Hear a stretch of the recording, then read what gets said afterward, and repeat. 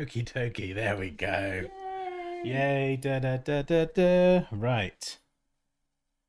And Happy everyone's Happy good. Friday. I read that as Happy Friday then. I was like about to be Michelle. It's not Friday yet. Calm down. Friday Eve. Friday Eve, indeed. Right. Have I got everything set up? Probably not. Okay, chat. You're over there. You're next to the camera, which is nice. And I'm joined with Poppy today. With Poppy, by Poppy. Get in your own box. Go on, get out. I need to move over. Get out of my box. This is my I'm in the big box. You have your little box. Big box. Right. Okay. These Leo's mini Oreos. Yes, these are. So if you're wondering why there's mini Oreos on screen, my son bought and ate some of these this morning, and I was like, "Ooh, that Oreo text." What powdered Poundland? Are there any left? He ate like 5 bags. Okay, right. I don't know how that happened. I must have. No, I had 3 bags. Okay. Fact check. There you go. But I quite liked the Oreo text, and so I thought it'd be quite fun to have a play around with some text effects today, and we'll see what see where we end up. Who have we got? Who have we got? Hello, hello, hello. Hello, Moosh. We've got some regulars. Hello, Cinema. Paul, hi. Hey, Sema. Abby. Mohammed. Zinadu, love the Pantone mug. Excellent. So, Lalington, good to see you again. Let the madness begin. That's basically what these streams are. Will we all enter the vortex today, folks? I was thinking about your streams today. Done. Here we are. Well, Manifested it. the week goes as follows: Monday 1, Monday 2, Monday 3, Friday even Friday. Nice. I like it. Abby was here first. Hey, Tome, how you doing? Hello, all. Hope you all have a wonderful day. Paul says hi, Leo. Yeah, Leo's in the background. Right. Coffee.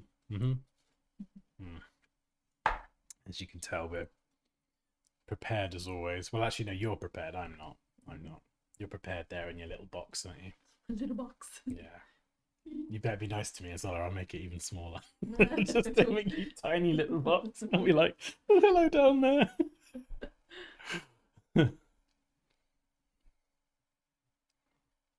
Moosh says hello, Leo. Hello, Moosh. Right. Okay. Oreo. So, well, let's start with the word Oreo.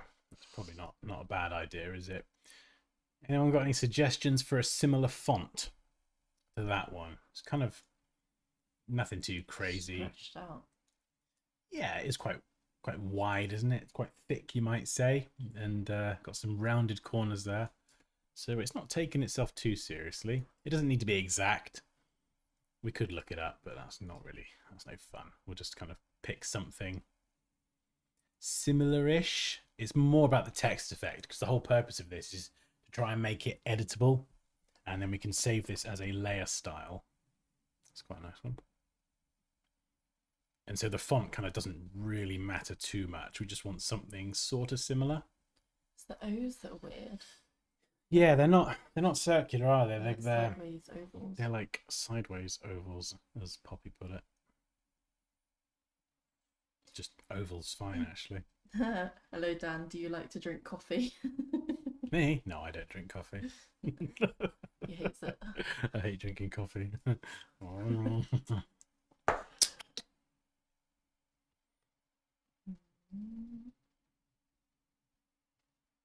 After school, exams, work, everything, I finally came to the broadcast. Yay! Yay! Oh, that's kind of cool.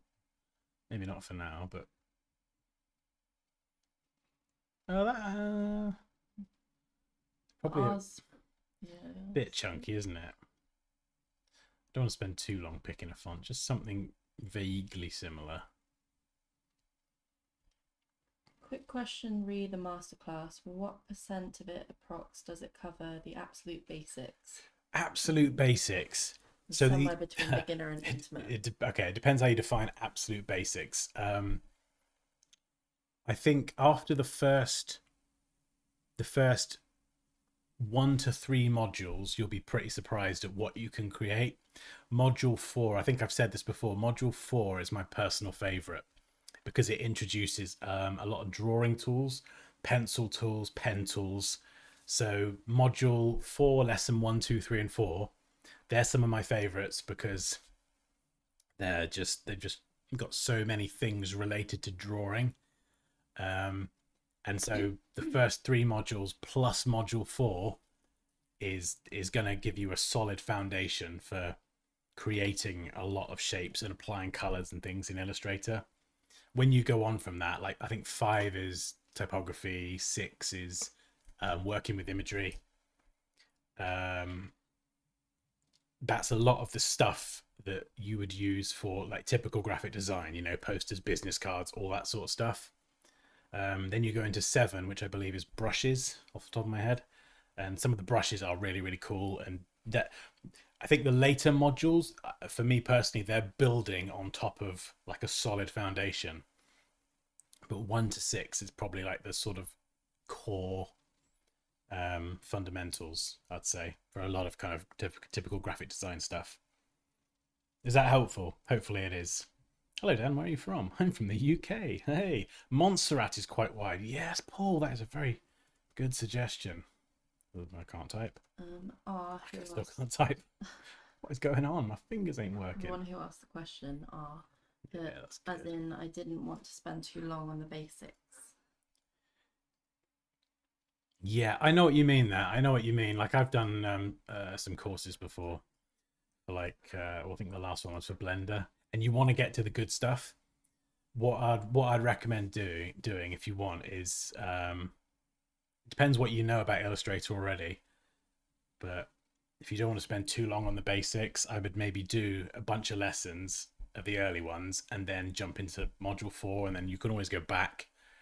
I just love module 4. It's got some of my favorite tools and techniques that I use all the time, so that's personally why it's one of my favorites.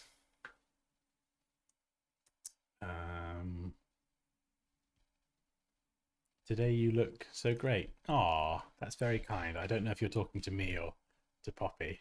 That's definitely Wait, I'm pointing over there. You're there. I know. You? So I've got to look. I thought that was. Am I looking at you now? Yeah, you are. Am I looking down at you now? I don't know. I'm looking at. Oh no.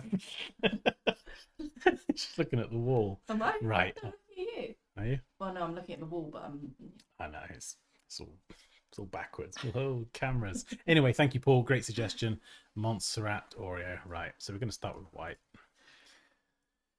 Right.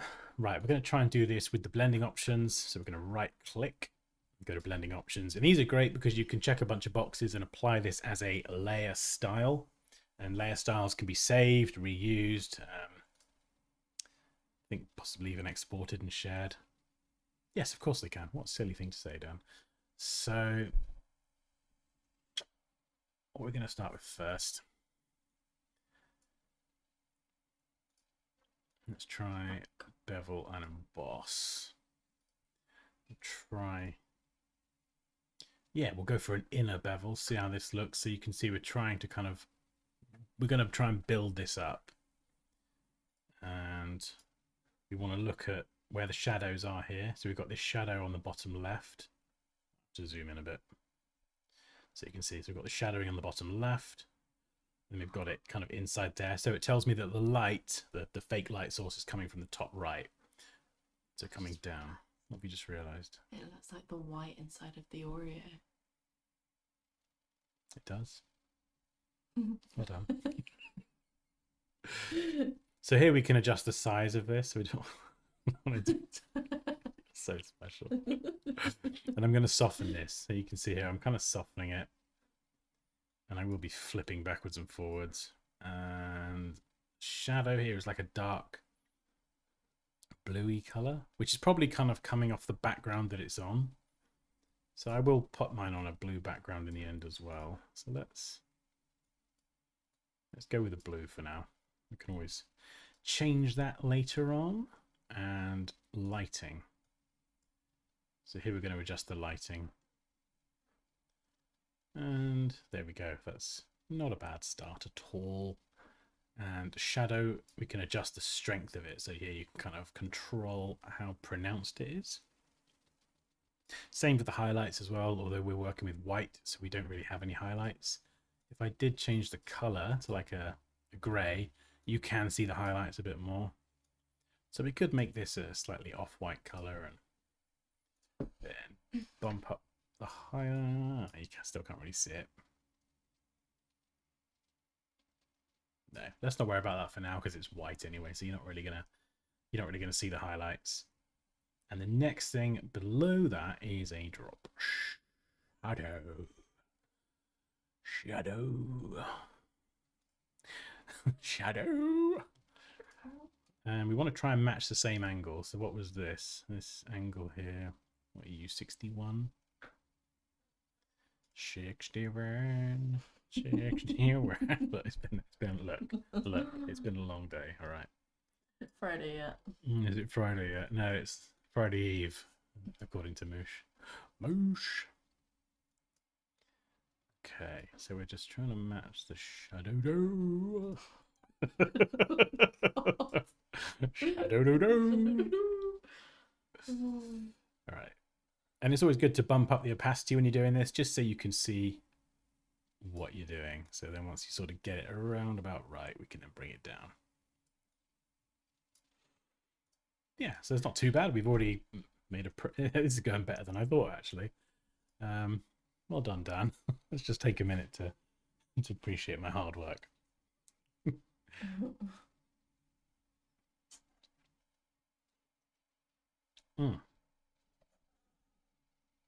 Even when Dansky covers the basics, veterans will still learn quicker ways to accomplish tasks. Oh, thank you, Sir Lallington. That's very kind of you. What do you think of Inkscape? I don't know. Never used it. Never used it.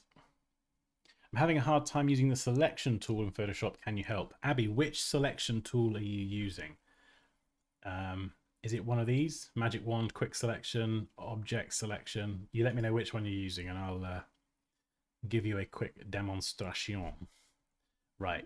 It's probably worth sticking in a background. That's not French, Leo. No, it's French accent. Is it a good French accent? My French accent, Montpellier. My French is terrible. We did it in school, but it's just awful now. Anyway, right, blue. Yeah,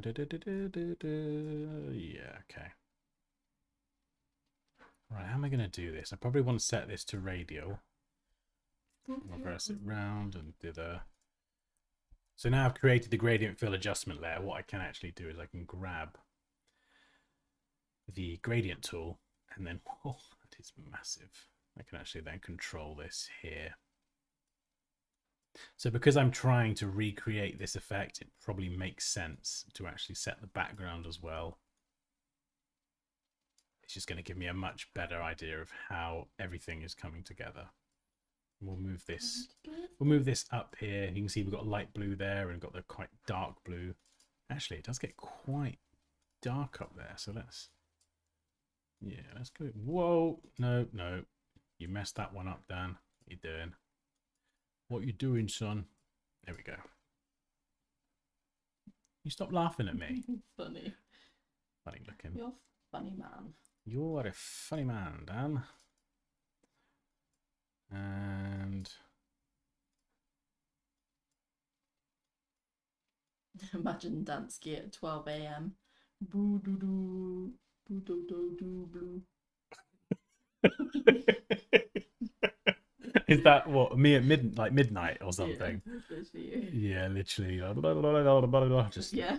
just basically just unintelligible drivel, really, isn't it? Yeah. Anyway, where's Mike? Has anyone seen Mike? Michael, where are you? Are you lurking, Mr. Phelps? I'm just checking. I've not seen Reese either. I think he's probably hiding.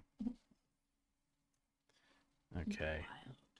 Right, we'll come back and I'll pick a more rounded font later on, but that's looking pretty good. So next, what we're going to do is right click, blending options again. And now we've got to create this kind of outer layer. So how am I going to do that? I'm probably going to do that because it's got a bevel on it. So how am I going to do that? As a stroke? I don't know if I can only apply one bevel and emboss. So that could be a problem. Have a think. Because I could apply a stroke and I could apply a gradient to it,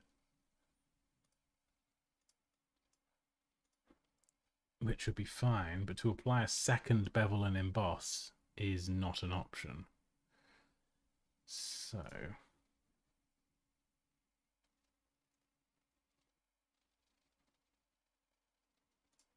okay, let's think. What I might have to do is break this up into 3 sections. So I'm going to duplicate this. I'm actually going to get rid of all these layer effects. What I'm going to do is I'm going to convert this to a smart object. And what this enables me to do is double click to go inside this. And all the text is still fully editable in here, so I don't need to worry about that. Let's just make this absolutely massive. Just in case I change the font or the words, I've got more space to work with. And the thing is now, what I can do is hold down Alt or Option and drag these effects and plonk them on the smart object. Now, if I duplicate the smart object, because I've created a copy of a smart object, I can still go inside, change this, save and close, and both smart objects get updated. So they're both updated. So I've still got maximum control over the words, over the fonts. It's just all contained within a smart object. But the reason I've done this is because now I can have one version of the Oreo with that first set of effects on. And then I've got a plain one down here that I can apply my bevel to.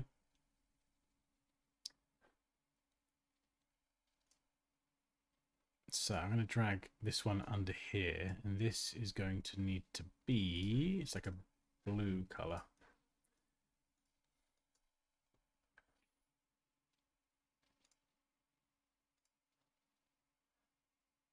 So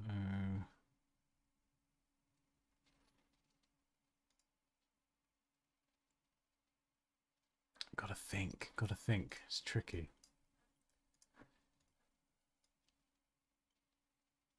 I need to make it a bit. We'll go for maybe 8. Stay up late. And then if I change the, I'm just going to change the color to red for now, just so I can see what on earth I'm doing, which will make it a lot easier. Okay, so we need to go a bit thicker. Thicker. Maybe 20. Let's go for 20. And yeah, that's okay. And then I can change the, we'll go for the type, we'll change the gradient, we'll change that to a gradient, and then I can go with a dark blue down here. Microphone level. Is it too quiet? Am I speaking too quiet, or am I just, have I transcended into, am I mumbling? Yeah. Oh god, that's the worst. How about now? Is that a little bit better if I speak a bit louder and a bit clearer? Bring it closer. There we go. How's that? Is that nice and tasty? Tasty audio. Okay, there we go. Yeah, that's pretty good. The problem is, though, that I've got that as a stroke. And I can't apply a bevel and emboss to the stroke. So how am I going to do that?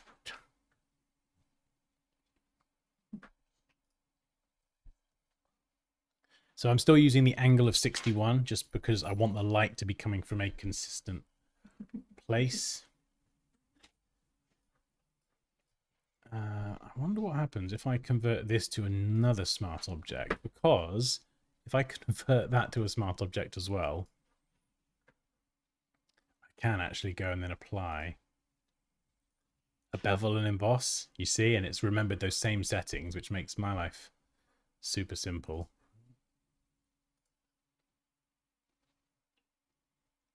And actually we can even, yeah, there we go. Make it a light blue. Audio guy, better, thanks. You could work for Audible on the side. You do have a great speaking voice. Oh, thank you. That's very kind of you. Right, let's change this a second because I have a feeling, yeah, so only one of them's going to update now because I converted this other one to another smart object. I've got to go back inside here, change that, come back out, Out, in, out, shake, change about.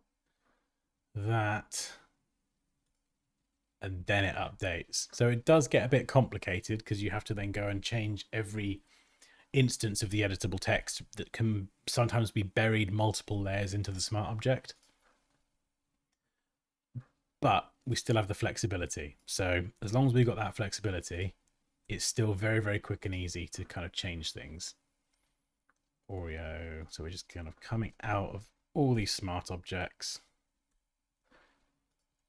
Like, it would be ideal if we could do it with just one set of effects, but sometimes it just isn't possible. And maybe with a bit more tinkering, I could get it to work like that. But what I'm going to do now is duplicate this one. Now I've got to do this once more on the outside. So let's get rid of that. And I'm actually going to convert this back to layers.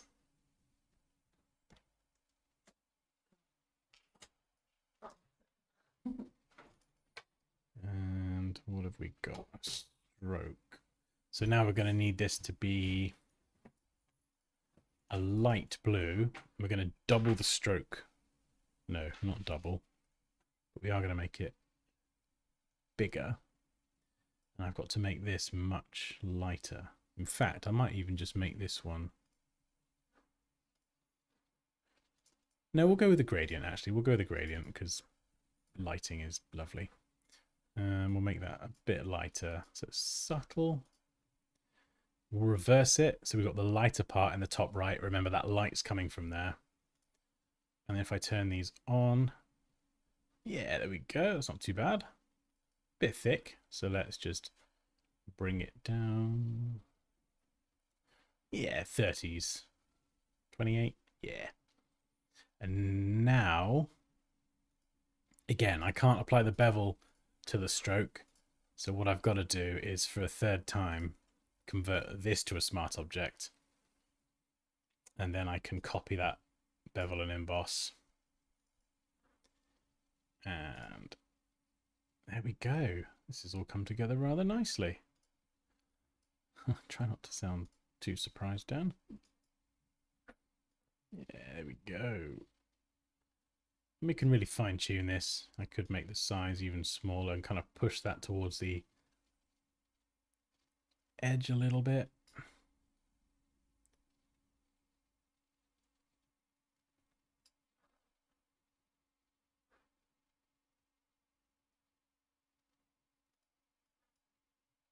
I wonder what happens if I play around with the altitude. Don't usually touch this too much.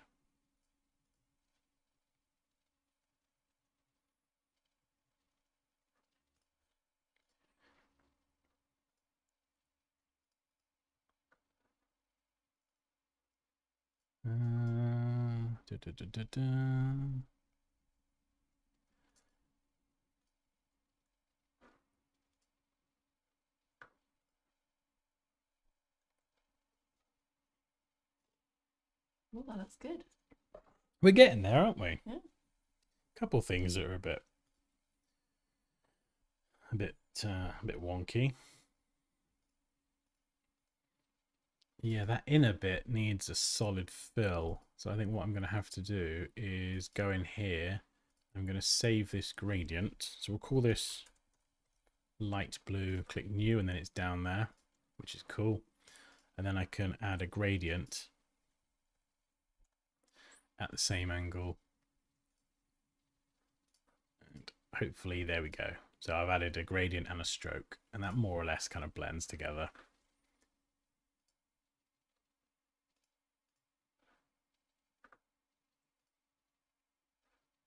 And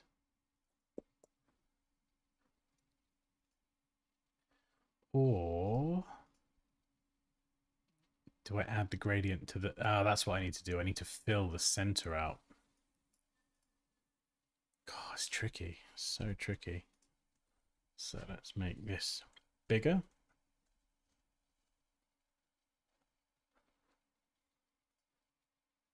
But I can't just fill that in with a block color. I've got to do it in a certain way to keep the text editable. So if I start manually brushing and doing any of that nonsense, it's gonna make it very difficult.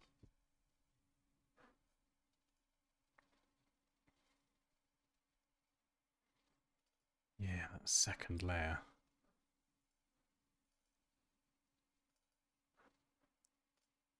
Change that to the center.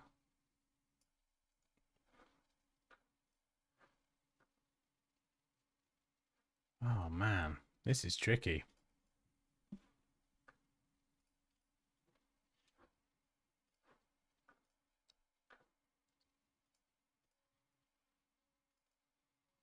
Beeping. I believe that's someone's car.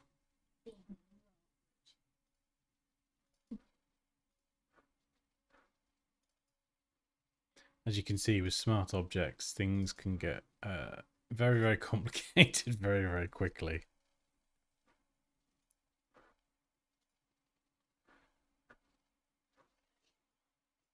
Can I use Illustrator for this?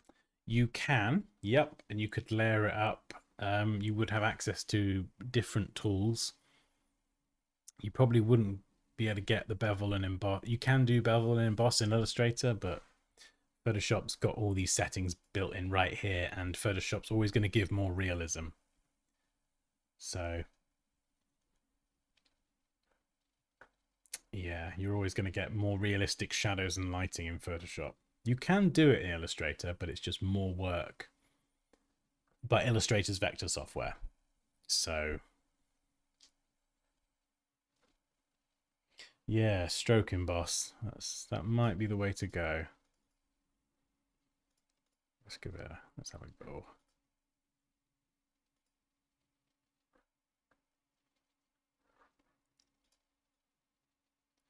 This isn't one I use too often. Oh, hang on.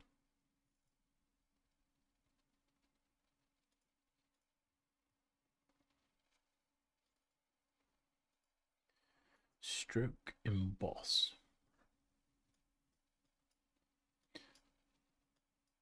I can't even see the stroke emboss. Where are you?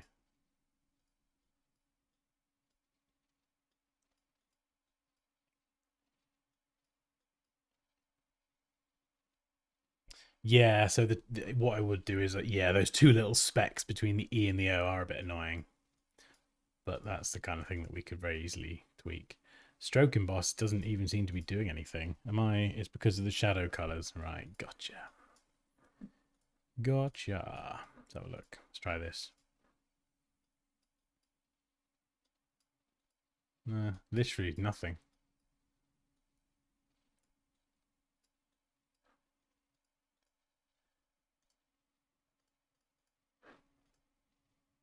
It's very strange.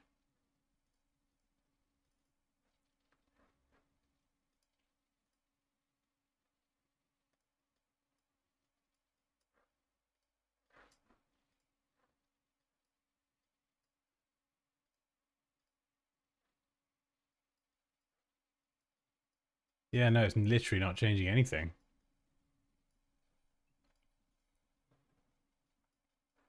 Hang on. Let's just try it on a regular shape. Just in case I'm doing something silly, which is quite possible. Bevel and emboss. Terrible shape to do it on.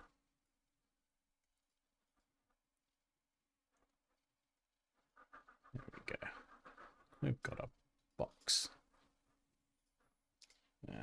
Stroke emboss.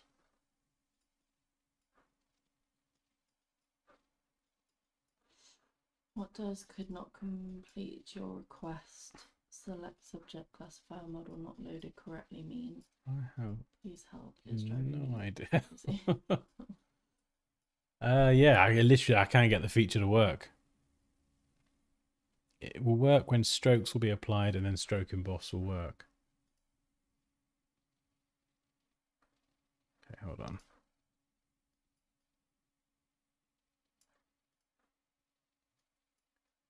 Oh, I see. Right. Gotcha. Design Academy. Yeah, I very rarely use stroke emboss. So, okay. Now I've got to figure out how that how that factors in. Oh, hang on a second. Hang on. This could be pretty good, actually. Right. So let's bring back the layer. We've taken it out of a smart object. We have a stroke already. So if we now go bevel and emboss and stroke emboss. Hey, yeah, boy. Yeah, boy.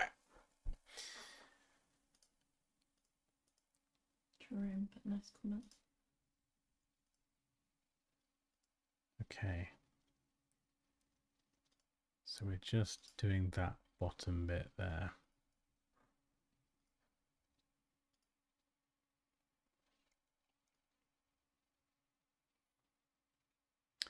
Yeah, I need this to be on the edge. How do I push it out to the edge?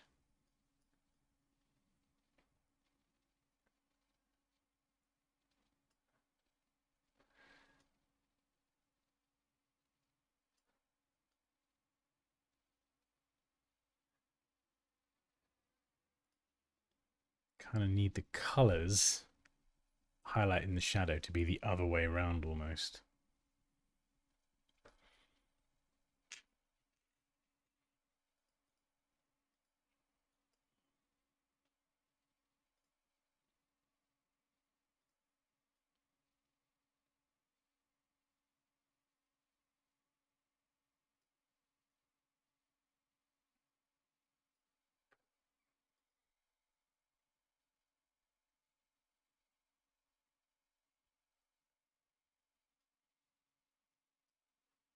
So let's try swapping the white and the blue.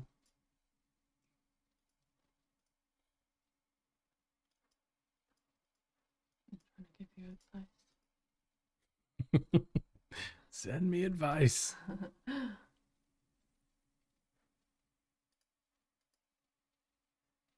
Oh man, this is hard. Design Academy's done this before. I think so. One layer with a white logo and with bevel and emboss. Second layer expanded. Yeah, that's the thing. I don't want to expand the shape. I want to keep it editable. I want to try and figure out a way to do it just in case I want to change the word or the font. Otherwise, I'd flatten the shape and just fill all the holes in, and then it would be a solid, and I'd apply the bevel just to that one. But I need to try and keep it editable, if possible. That's the challenge. Jerome put, we love Dansky here at Coat of Colours in Albuquerque. Oh, You failed. Albuquerque. I'm so sorry. I'm sorry These about that. hiccups are where I thrive in sharpening my skills. Yeah. Oh yeah. No. Yes. You're just hilarious. So how's Albuquerque spelled? Yeah. It is. Not whatever it was that you said.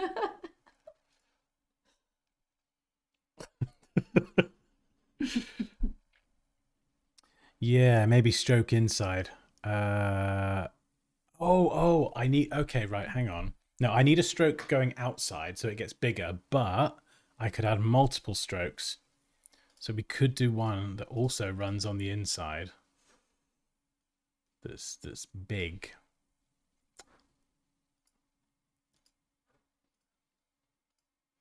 If I change that to inside. Or center. See, it gets too big then. I don't want it to expand on the outside. I'm less concerned about filling in the holes in the O's, because I know that's probably a very specific thing.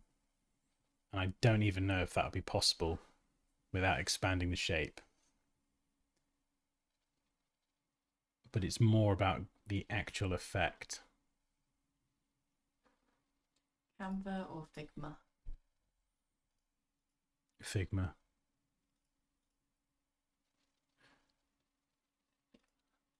Figma.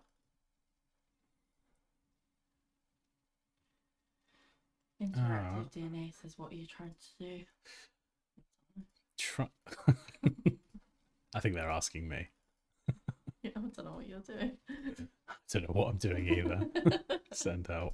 I'm trying to recreate a similar effect to the Oreo logo. We're not a million miles away. Like it's definitely, there's potential.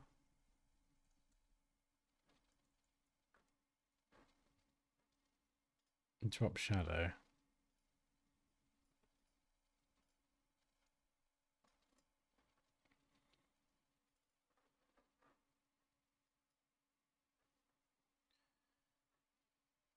Google's celebrating the accordion today. The what? The accordion. Accordion.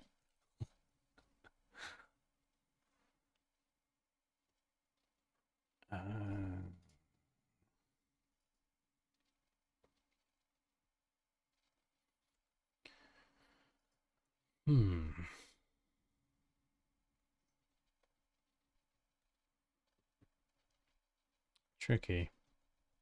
No one knows what we're doing. No, exactly. We're all just winging it through this thing called life. Doing the best we can. I feel like I've made it worse now.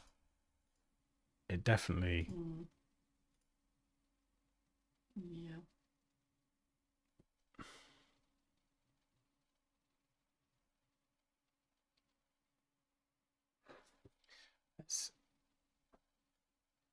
Let's experiment with a circle. So I'm just gonna apply a gradient to this. There you go, we got a dark. This is literally like a massive part of design, it's just problem solving. Oh, I've got this thing I need to do, how am I gonna do it? And it's nice to know everything and to be able to do things and show people what you know, but it's also very good to not know things and to try and figure things out. And because I think someone sort of alluded to it a minute ago, that is where you learn, you know.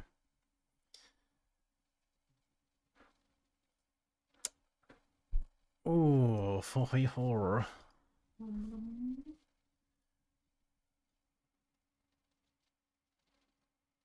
We're not a million miles away. So what I'm trying to do is just get the effect that I want with the bevel specifically on a regular shape.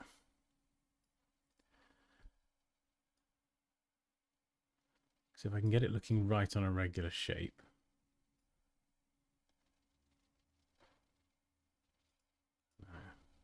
There we go. It's an outer bevel. That's what I want. A Pringles can.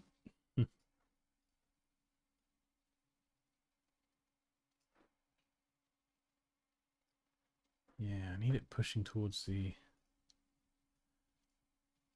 edge.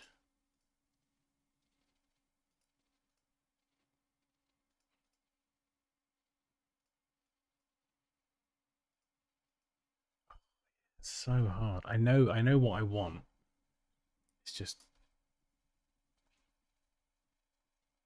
struggling to get the exact look. It's like I want the bevel and the light on the edge. And I feel like I'm doing something really silly.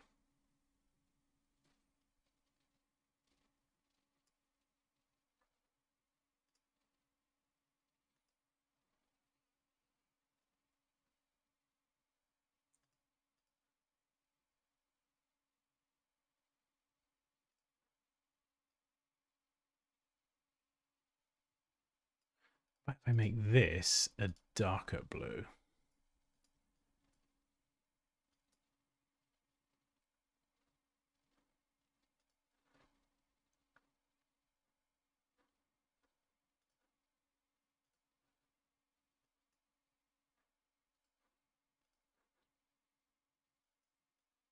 How is your text so crisp? Mine is pixelated. Okay. How is my text so crisp? I mean, I'm using a 4K display, if that helps. I think it's quite large as well. It's probably 50 or 60 points in size. So if you make it bigger, it will definitely look a bit better.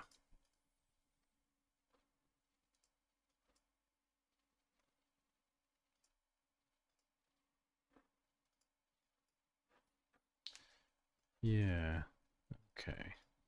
I wonder if this is going to be better. So I can hold Alt Option and drag, copy those effects over.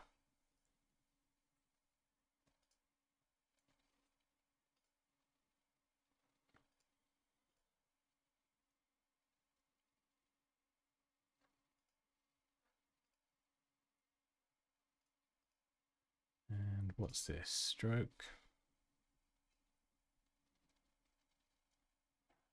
Make that 17.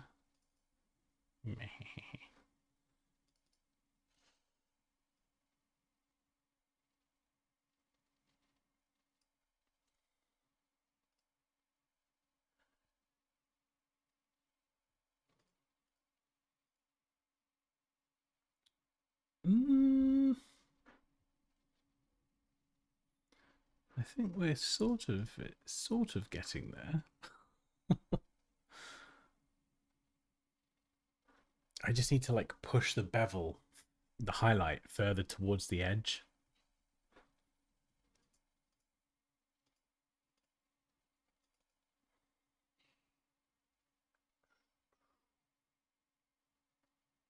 So I've got it there. I'm just not sure how to push it further out.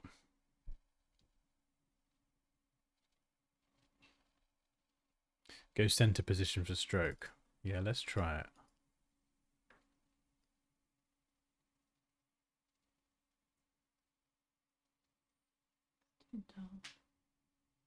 Yeah, it adds a bit more on the middle, which is nice. Oh, you think the stroke's too dark? Yeah, maybe actually. You might be right there.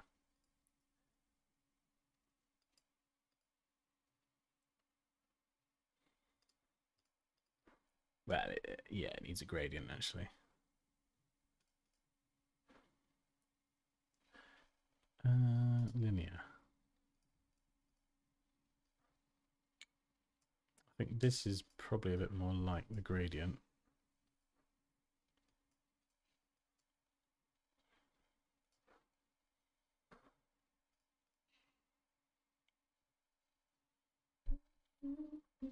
Yeah, so difficult.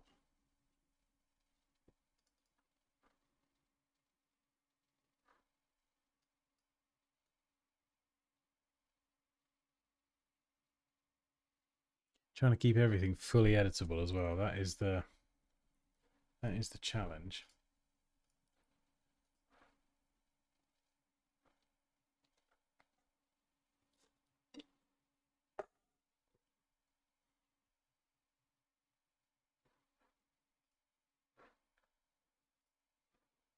Let's try and load up a tutorial. Photoshop, bevel, text effect. This is why I love tutorials. I just need to find a thumbnail or a video that has exactly the kind of bevel and emboss effect that I want. It's a very specific highlight in the bottom left corner.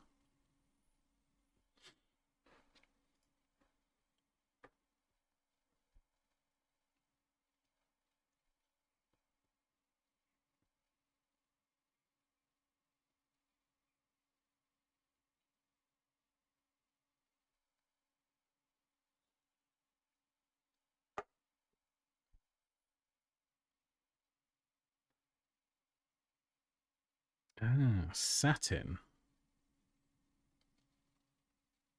Well, that could be one to try, actually. Macro dosed put. I've got my TV cranked up double volume here. God help me and my neighbours if another video auto plays after this. Is it that quiet?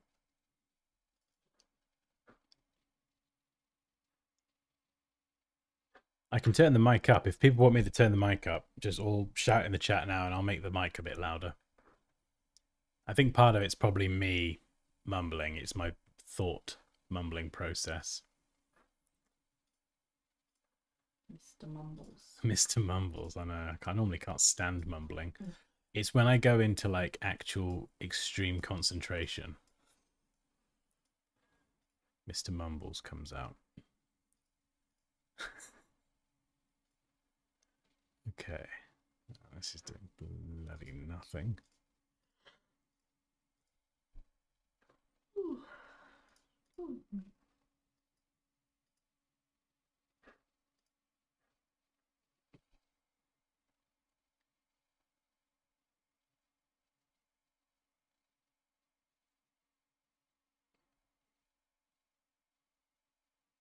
Missy streams work had me buried. Hopefully I can attend more. Need the creativity outlet again. Back in a few. Awesome.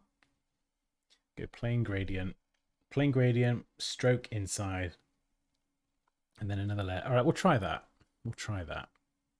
Right, so let's duplicate this. We will clear layer style. We'll start from scratch. Go plain gradient. Right, let's do this one step at a time. I like this. I've got assistance. Okay. Plain. We'll work together. We will work exactly. Human beings can accomplish many things when they work together. Like very random. Like creating gradient Oreos. What random question? Sir Lallington. Oh no, what's he said? If you had to only eat one meal for the whole week, which one would you pick? I.e., fish and chips, shepherd's pie, etc. Oof, I don't know. I don't like fish and chips. My brother does an amazing shepherd's pie. I don't like it. Okay, right, calm down, focus. Stroke Lasagna. inside. Stroke inside. What's this? What's the color of the stroke on the inside, though? Well, that's the food question. Shepherd's pie, if it's cooked by my brother.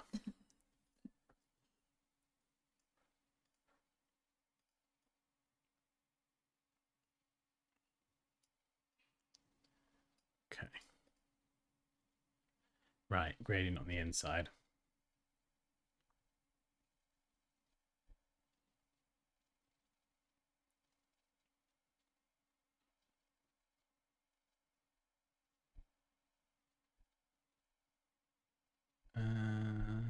Create another layer and stroke emboss behind it.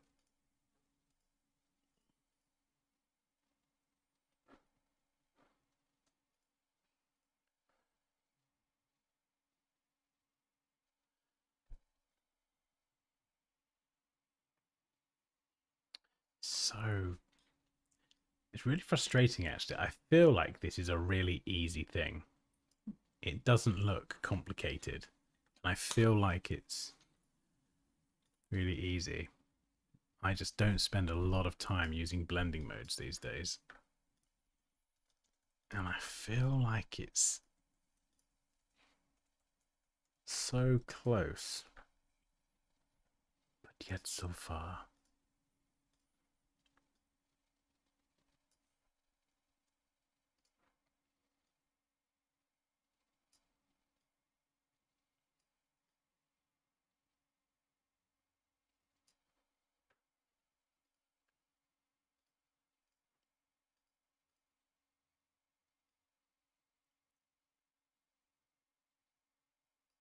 That's not too far off it.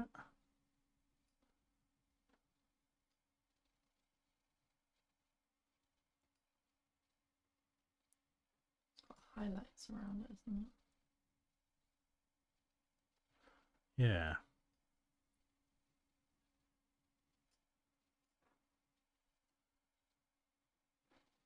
Ten. Yeah, there we go. We're getting a bit closer with it. You see, I've isolated that highlight in between dark either side.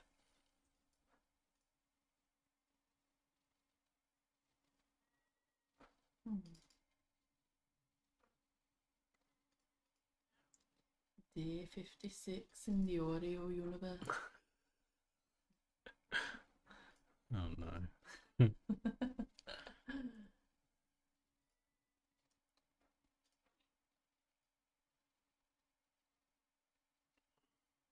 Yeah, so I need to push that out there. How do I get that other stroke to come out? So that's the outer one.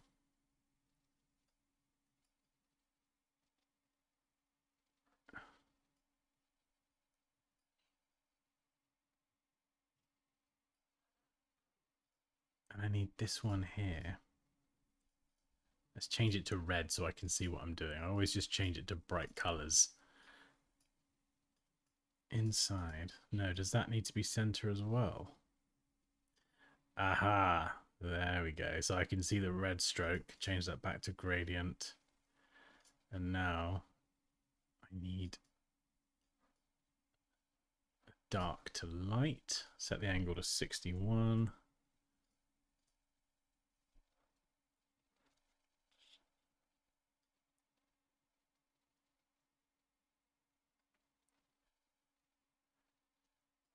I just need that on top of the bevel and emboss.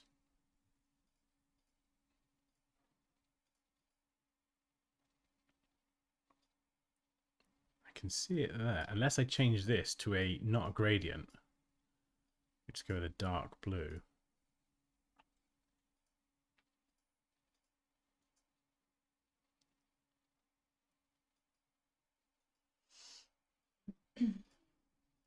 See, that's the frustrating thing. If I change this to red, you can see the red, right? But if I change it to blue, it just gets lost. I want a darker blue to appear in that place. I just can't seem to get it to appear.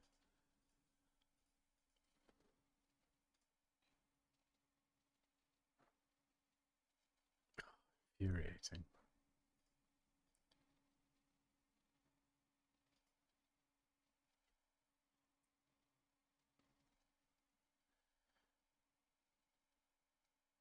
Layer 1, bevel emboss, drop shadow on the white logo. Yeah, that one's pretty straightforward. So what have we got this one here? In fact, let's call it, yeah, I think you're right. We need 3 layers, so we'll call that 1. Yeah, bevel and emboss, drop shadow. Yeah, so we're good there. That's good. Maybe make the shadow a bit, just a little bit tighter. We got the white color. Cool. Layer 2, stroke with gradient, center position, increase the value. I appreciate your dedication to helping me here. Stroke with gradient. Okay, we've got the stroke with gradient. Let's go with dark blue.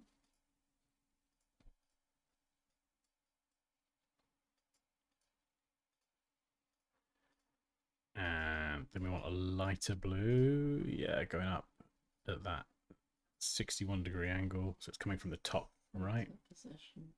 Center position.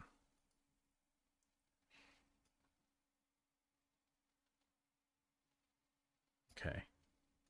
So that is looking good. Haven't quite got the bevel in there, but that's fine. Maybe I should just start simpler. Gradient. So then, right, so we'll call that number 2. And this one, number 3. Let's clear the effects again. This one is... Oh, wait. Gradient stroke again, but stroke bevel. So do I need to make the stroke on this one a bit bigger? And this one has a stroke emboss.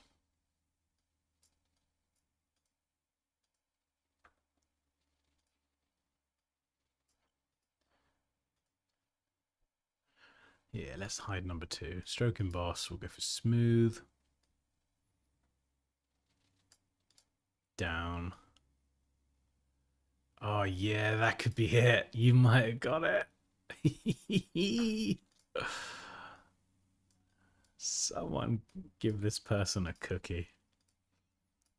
I think you might be onto something. Academy. Yeah, it's because it's so I don't want it to be too soft.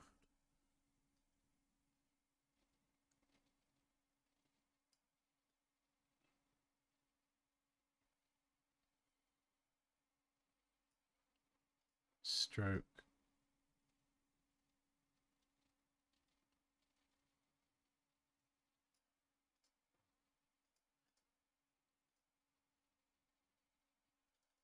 Okay. Give him an Oreo. Give him an Oreo. Very suitable. A fitting reward.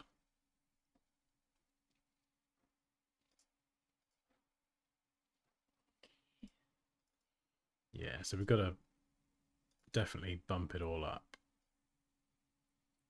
So this needs to have a lot.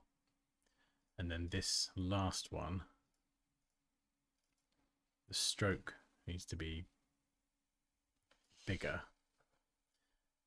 And the last one's actually light blue as well. So let's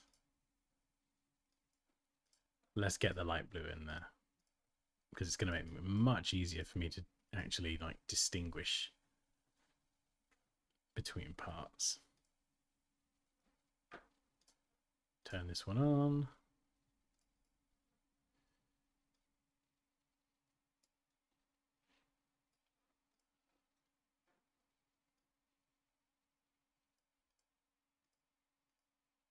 No, I've broken it.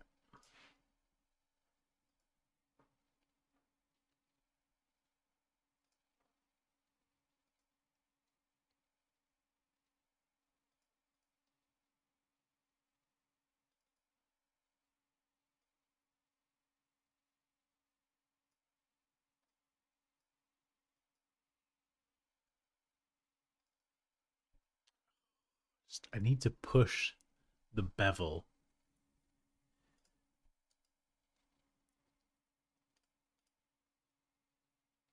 Like I need to push it. I need to push the bevel out here.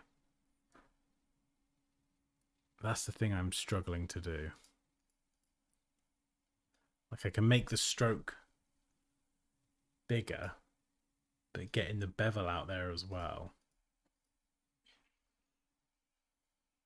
I mean, we're not a million miles away. No. We're getting there. Just really, really, really slowly.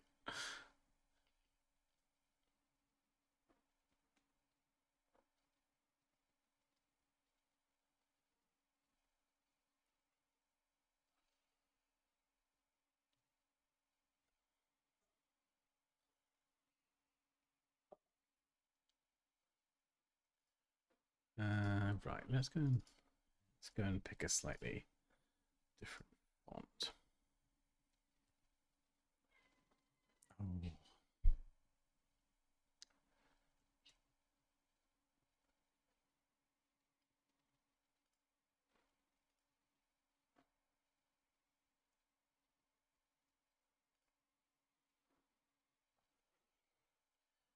Yeah, so if I were to, we might just have to ignore those kind of holes.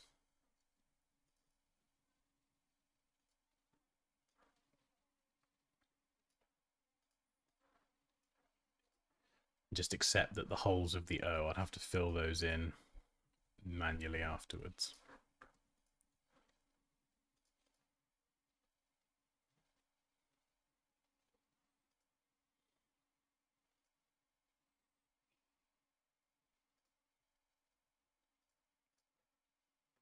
Right, for this one, on number 3, the strokes are pretty much almost the right size. Go for 76. Right, I'm going to convert that to a smart object. Let's try applying the bevel to this.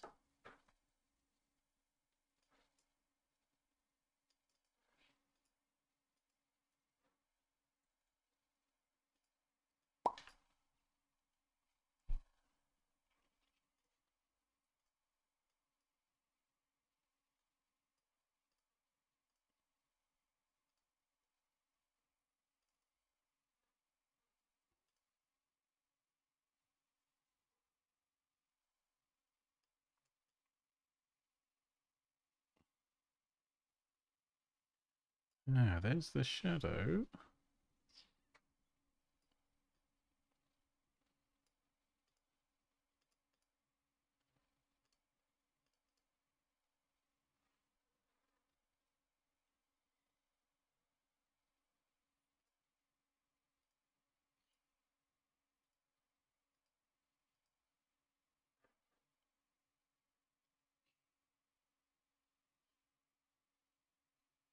I think I definitely need to brush up on my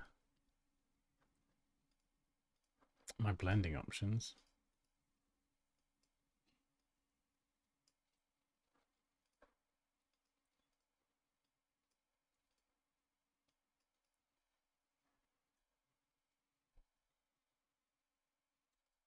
Then the white one, drop shadow, bring that down a bit.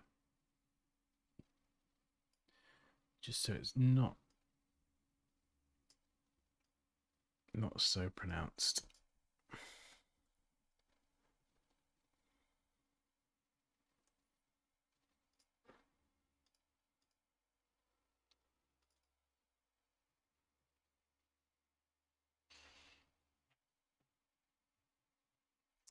Yes, like so I could rasterize the layer, but I want to keep it as editable as possible. Yeah, that is the challenge.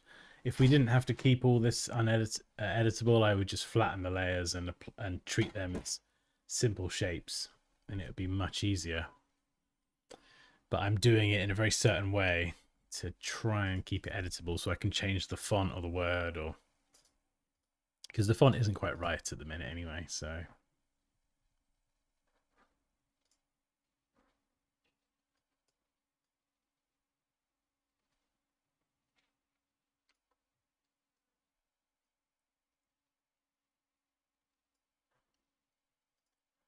yeah, tricky.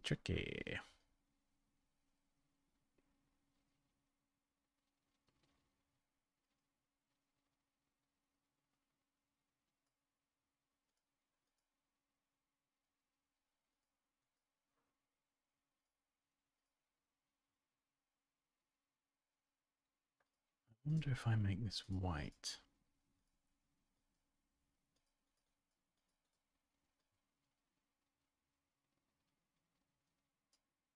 Blending mode, soft light.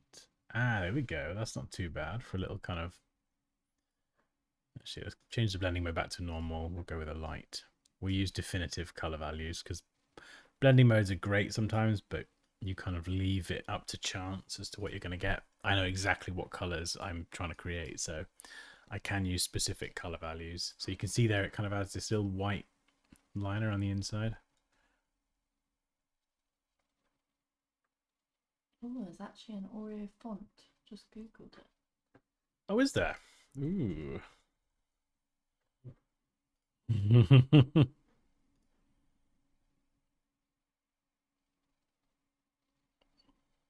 Can I download it though?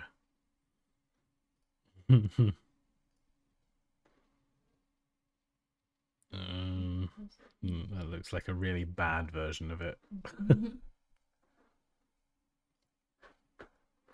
Should we try ChatGPT? Let's see if it... Okay.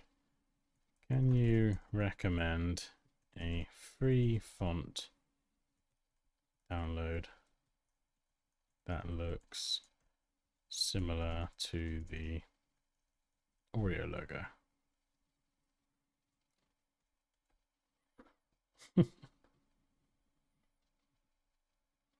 Chunk 5. I've got that font. Let's have a look.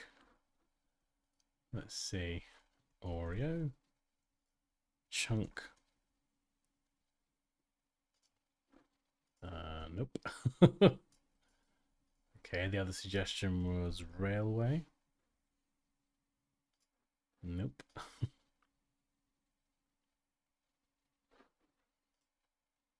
With rounded corners. Let's just add that into the prompt as well. I don't think blue. I've got blue. No. No, it's too rounded, isn't it? What's the other one? Red ochre. Reducker 1.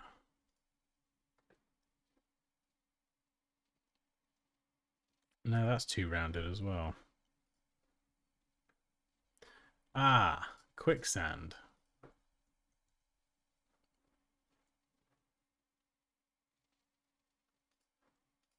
Oh no.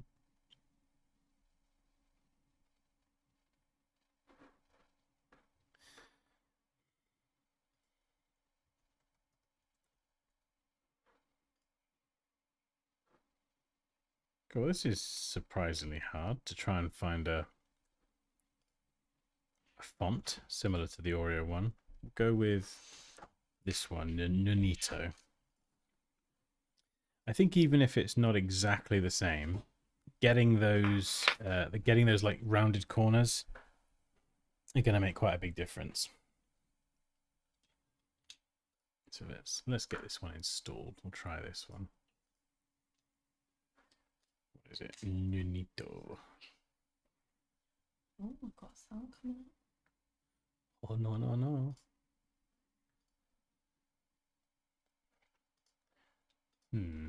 Extra bold. Black. Ah, I mean that looks more like an Oreo font. Let's do that. We'll go with Nunito. Black. And we're going to have to update all of them now.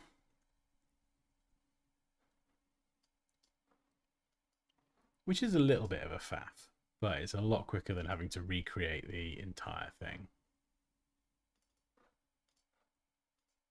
Oreos font.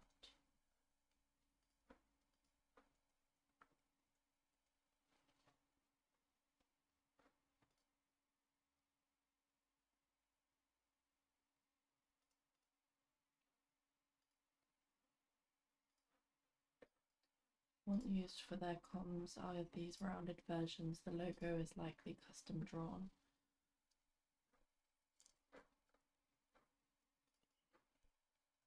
Apparently there is a font called Oreo's font. Yeah, I found one just now, but it didn't look very good. I'm not sure if it was just like it looked a little bit homemade.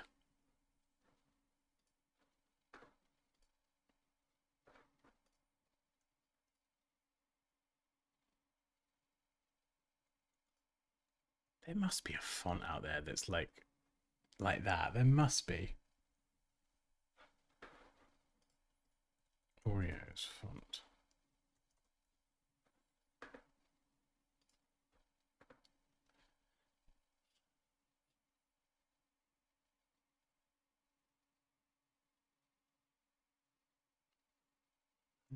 Okay, let's try this version.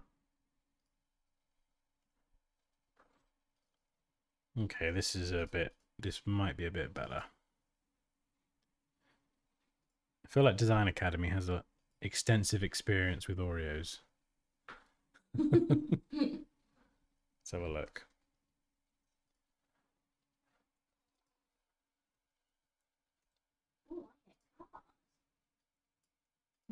Okay. Not quite, but yeah, this is what I mean. You see, it's a very poorly made font. Look at all the weird inconsistencies. Design Academy, lol, yeah, I've eaten a lot. So's our son. He is basically an Oreo. That is such a badly made font. I feel a bit dirty having it on my system. I'm gonna get rid of that. Ugh. Coming into your box. What are you doing? I'm coming into your box. No, get out. You got your own box. Oh.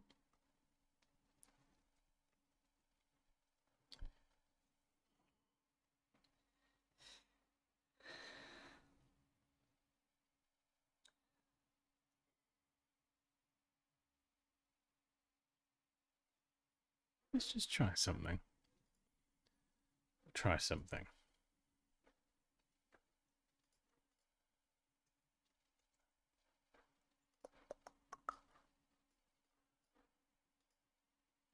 What was that font I had before?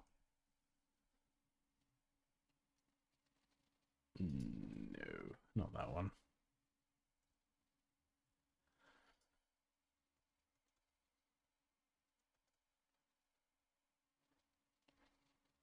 Black. Right, let's just squish it nice and close together. I just want to try something.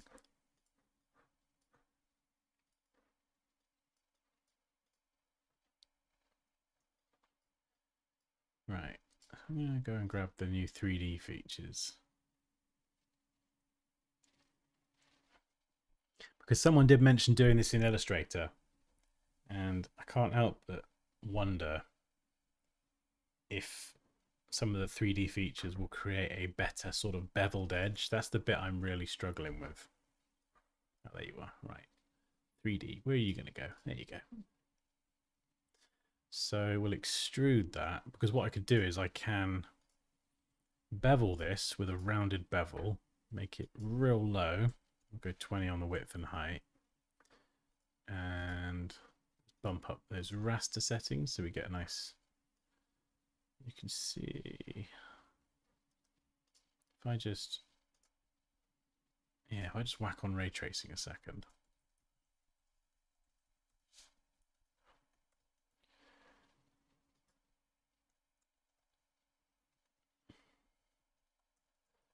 We might be able to get quite a nice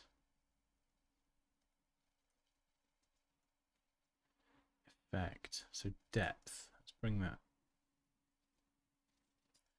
I need my Oreo reference.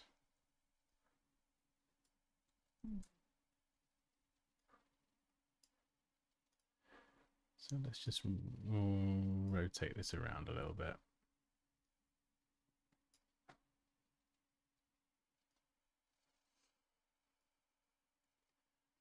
We have 10 minutes. Oh, what? Until we got to go and get the little one. Until I see my friend George, who I haven't seen in ages. Oh no, I don't want to go. Well, you better want to go, because I get to see my friend. Right, bevel both sides.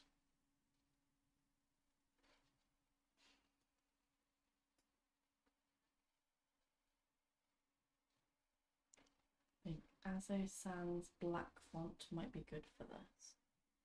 Mohammed.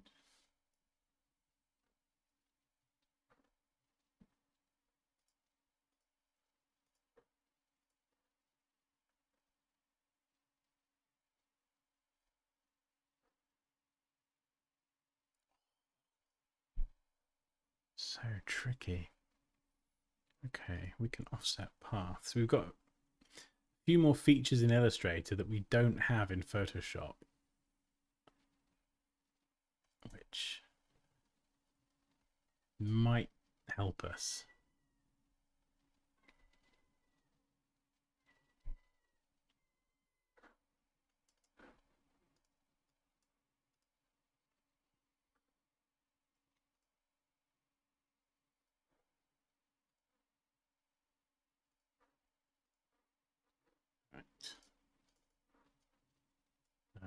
Right, let's add this as a fill. We'll add a white fill. Then we'll add the 3D effect to the fill. We'll go with a bevel, round, 30-30. And this is a good thing about the appearance panel, is we can actually layer this up. So if we go for, I don't know, we'll go with 10 on there.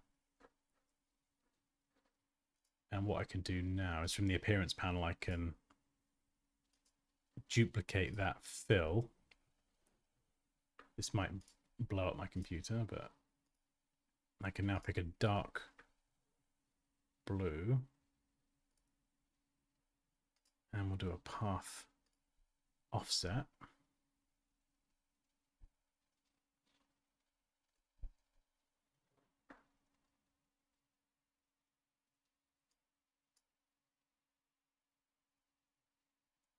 Hi, Hutton.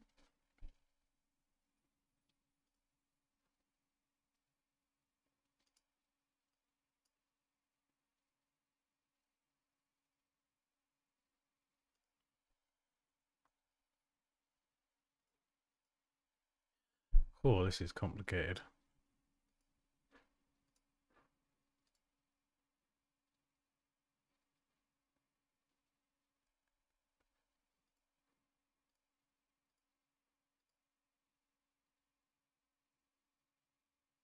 Oh, yuck. I mean, it looks kind of cool, a bit gooey, but Oreo marshmallow. it's so difficult. Yeah, there's so many different ways that you could do this. Oh, you got an S on the end. Oops. Oh, yeah, there's no way. See, that's the great thing about making it editable is you can just change it. Mm. Yeah, you see what I mean with the Illustrator? You can get like a really nice sort of look.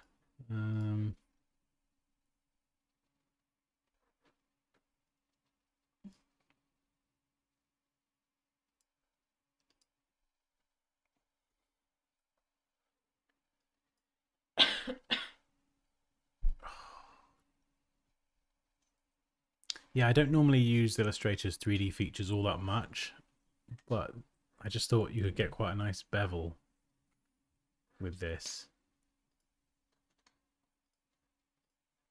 And you can layer up quite a few things in the appearance panel and then still keep the text editable.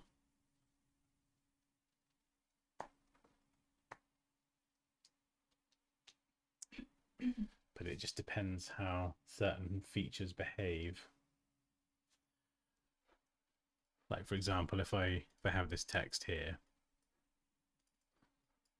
and I make this white, I can go and apply a path offset.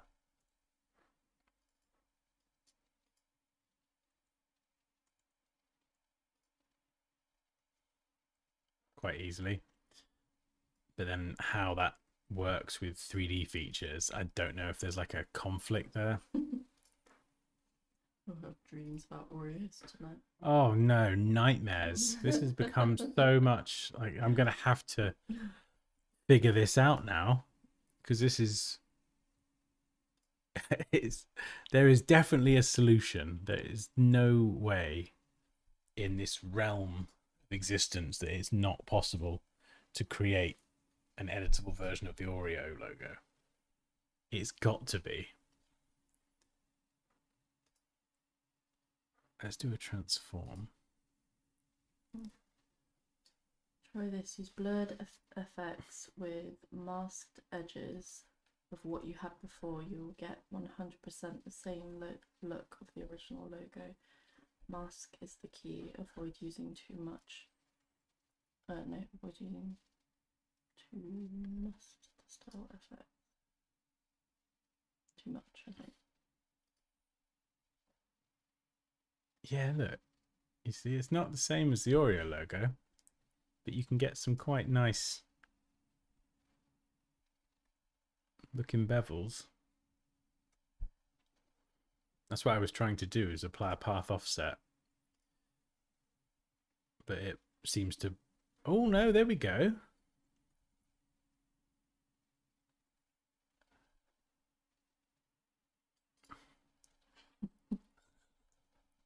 And you're back in the room.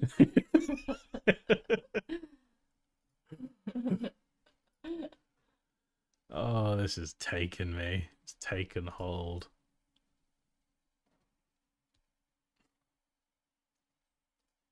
Okay.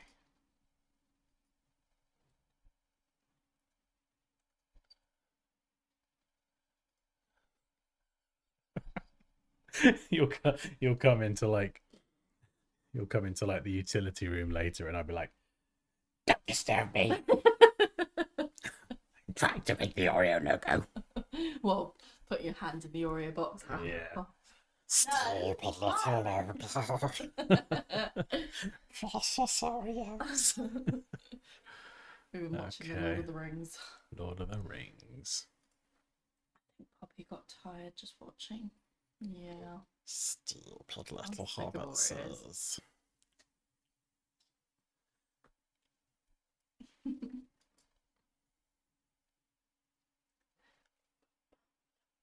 If I had £10, who can guess what I'd spend it on? Oreos. It's like 10 boxes, 6-pack Oreo. I never want to see an Oreo ever again unless it's inside my face. Oh, Oreo. Yeah, I mean, look. Nice. Do you see where I'm going with this? It does look kind of cool, right? Please, someone, Sit, bruh. just say yes. Oi, shut up. But there's 2. Right. I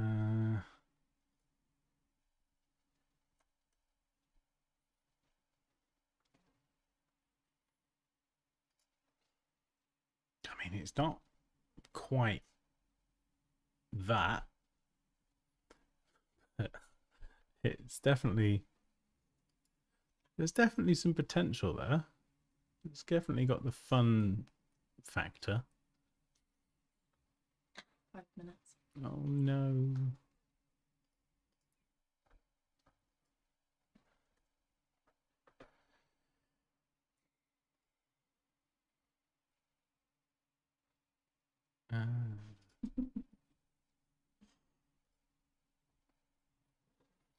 Right, 3D materials. Okay.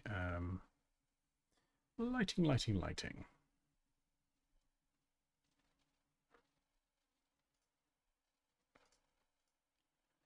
I mean, it's definitely a different type of Oreo logo. The thing is, though, that this is still fully editable. So that is the good thing about if there is a way to create it in Illustrator like this or in Photoshop, as I've spent the entire stream doing. You can change the text and the fonts.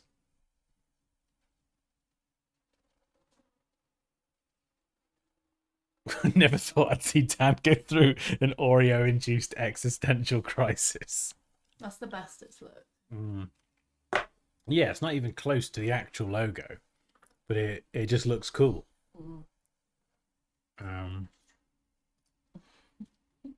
Yeah.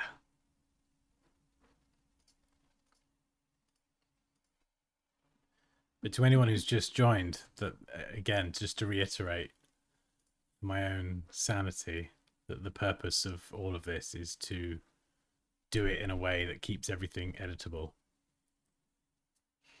I'm not completely terrible.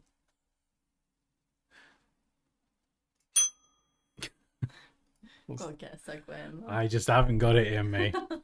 I haven't got it in me. I made a course. There's a link somewhere. Poppy will post it. If you want to enroll, I'll support you. It's a lot better than this. Yeah. Don't let this be a marker of the course. Here is the link for the course. I'm just trying to change the shadow color. I'm not even in the right menu. Come on, Dan. Right, blue. There we go. And let's change it to normal. There we go. Yeah.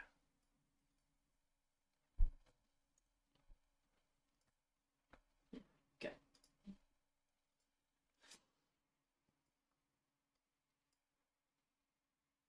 I mean, I like it. It looks fun and playful and stuff.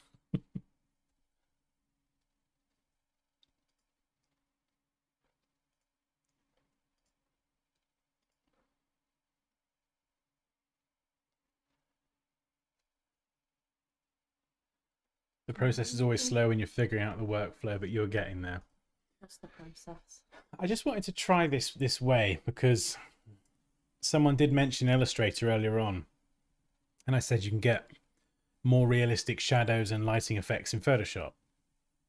But the 3D features with the ray tracing turned on can sometimes give really good, nice bevels to corners. And considering there's a lot of beveling going on here. Yeah, like, smash that like button.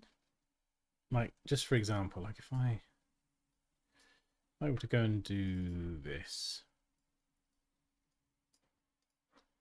and swap the fill and the stroke, so we've got just the just the outline. We'll expand the text. So it's no longer editable, but we're not too worried about that. Apart from whatever is going on here. There we go, let's get rid of that.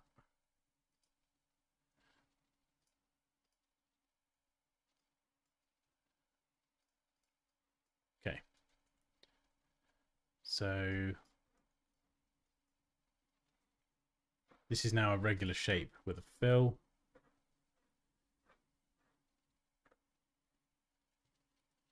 If I go and apply the 3D effect to this, bring the depth down nice and low, we'll round off those corners with a lovely bevel.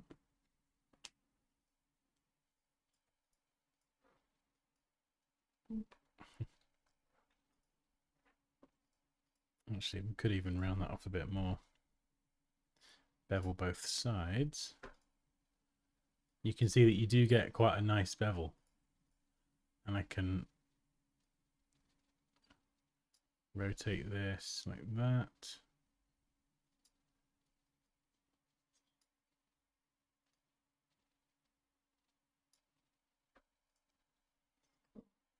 So you can get a really nice bevel effect.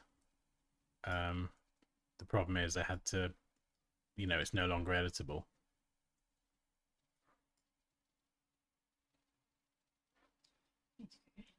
We do. Did I pick up that spot?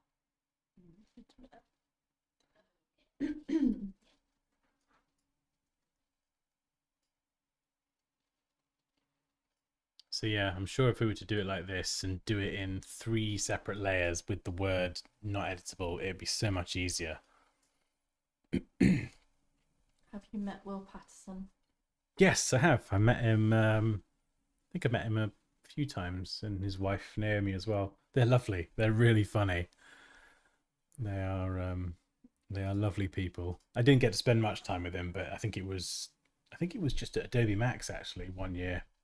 I bumped into them a few times, and yeah, they're very easy to just chat to and hang out with.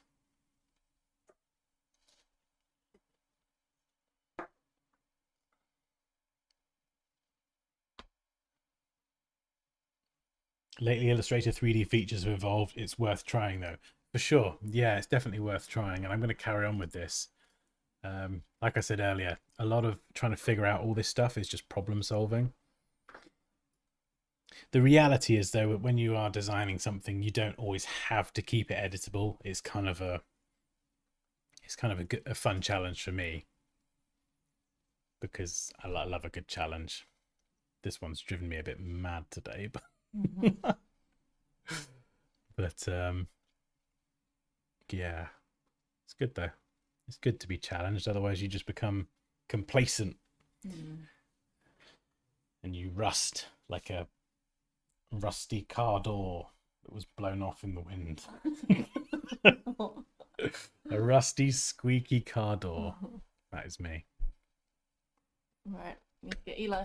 And on that note, You rusty car door. rusty car door. Oh goodness.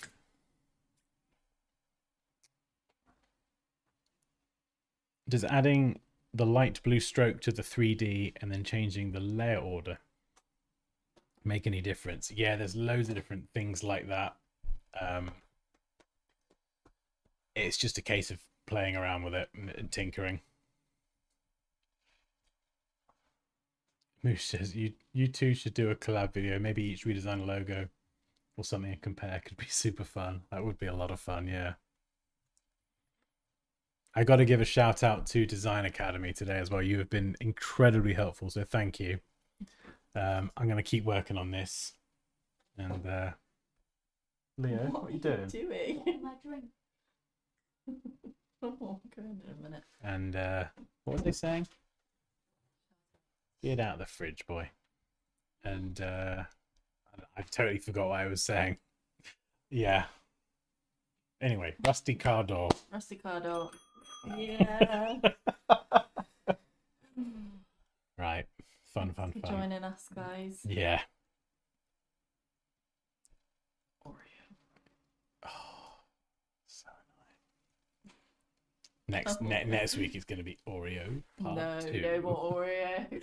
Oreo part 7. Today is the day.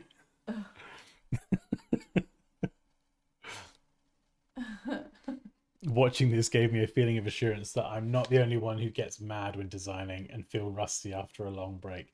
Yeah, like I said, I don't use the blending options all that much, apart from drop shadows and basic stuff. So, yeah. Yeah, definitely feel a bit rusty. But that's good. Gives me something to work on. That looks sick, Dan. Yes, nice. Excellent. Right, we'll carry on with this. This is not the end of the Oreo saga. Right, we've got to pick our boy up now. Have a fantastic day. You've been amazing. Ow. Poppy just whacked her I hand went to on the- wave and then whacked my hand. Bye. Oh, goodness me. Go. See you later, guys. Have a fantastic day. Bye.